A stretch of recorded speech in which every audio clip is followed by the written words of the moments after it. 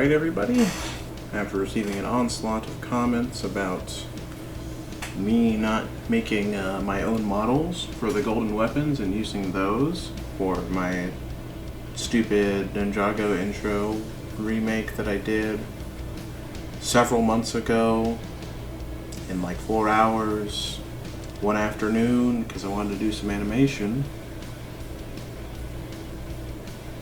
I made some. So that way y'all can see that I quite literally just chose not to. But anyhow, let's go. I made some textures, made some models. Pretty great. Let's go through these. We'll go through all of it. So this is not a tutorial for how to use Mine-Imator in any way. This is going to be a tutorial for people who maybe got Mine-Imator and want to start using it.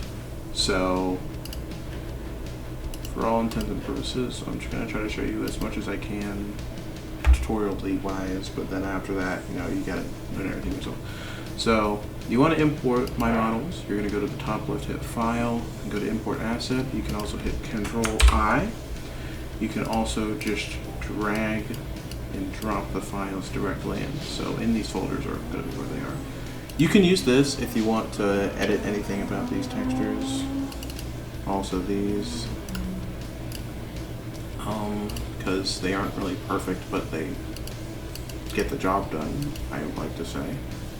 So here, you're going to grab the MI object file, sort of fire, not the PDN. This is a paint.net file.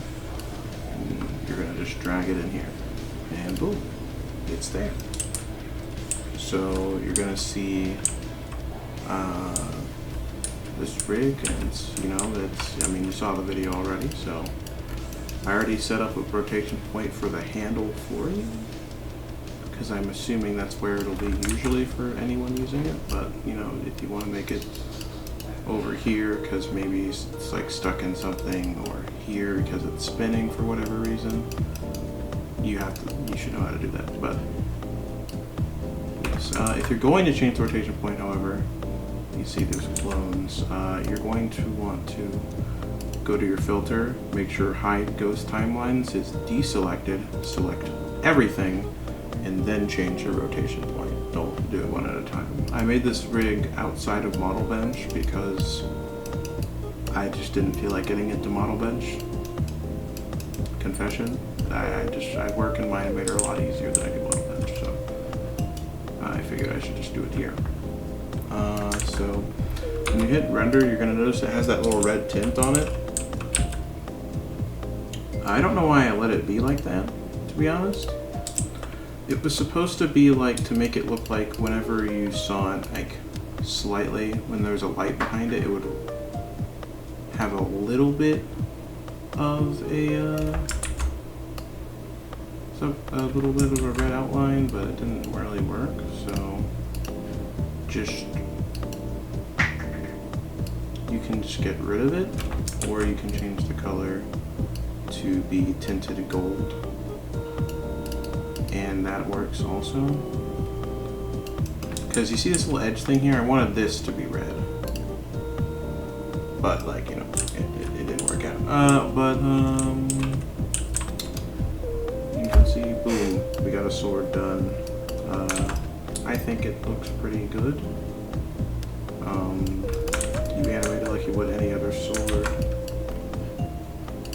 Right, next thing on our list, we'll do the Staff of Quakes.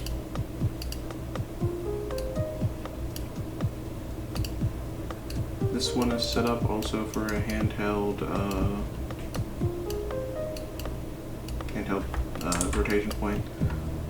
Everything here is the same as this one, where it's got a bunch of ghost timelines, and if you want to like change the rotation point, you want to have all of these selected, then you can change it however you want.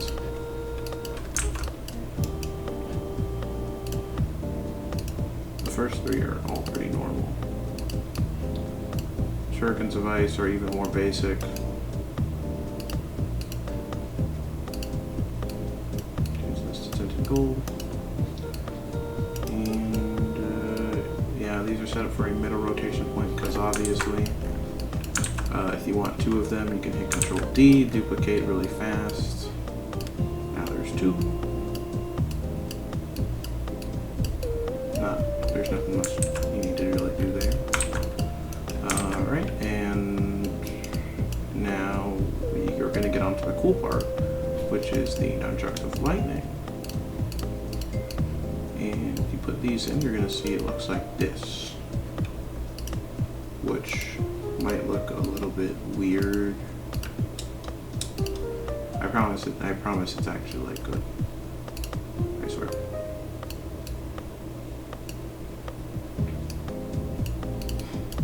But basically, the nunchucks are the cool part because the way you animate with these is cool. It uses the new path feature they introduced in Mine-Imator 2.0. And I knew you could do it, I just hadn't really gotten to it. So as you can see, I'm on render mode, that's why you can see this. Ordinarily you can't really see it, but yeah, you can see this cool, like it looks like lightning kind of, but it gets the job done in terms of it looking like energy. You can change that by selecting nunchuck controls and changing the properties here. So say you wanted it to be red for whatever reason, now it's red. Or if you want it to be, want to glow green, you can glow green. You can do whatever you want with it, but that's what is controlling it. So this is your base rotation point. So I decided that this is where the hand will be. And if you want to animate the rest of it, you select the path points. Don't really use this one unless it's free standing. Otherwise, just use this as a base point and animate the path from it. I'll show an example in a moment. But you can control this path, and it does work. Like if you twist it like this, it'll rotate correctly, and all the time the lightning little energy line will actually arc with it, and I think it looks cool. But you know, yeah, like I mean, it does what it's supposed to do. I think this is a cool way of having to control this. This does wiggle a little bit, but that's like not the worst thing ever because you're supposed to animate it first, so that wiggle won't actually be visible in the actual animation if you're animating correctly. Let me quickly show you what I meant when I said use this as a rotation point. Oh, by the way, you can use this center thing to do this. You won't really ever need to touch this. The center point mostly exists to fix rotation issues if this or this is rotating weirdly. Anyway, this isn't like the smoothest animation, but this does like demonstrate what I meant when you use this to rotate this, and then you use the other points to do everything else. To show why you don't want to move the center point. If you move the center point at all, it's going to really cause a lot of motion that you didn't really anticipate.